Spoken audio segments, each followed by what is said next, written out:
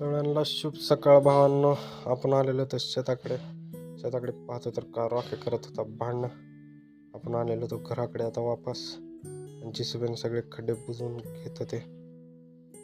आपल्या घराचं काम सुरू होतं सगळं. आणि आपण आलेलो होतो आता दुसऱ्या कामासाठी, जे म्हणजे फवारणी करायसाठी.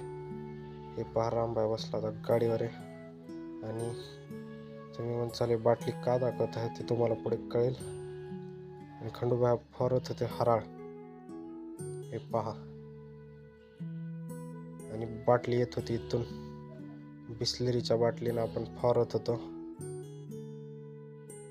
ते काम संपून आपण आलेलो होतो आता घराकडे दुसरंच काम लागले होते आता. ते म्हणजे सोयाबीन चाळून घ्यायचे होते.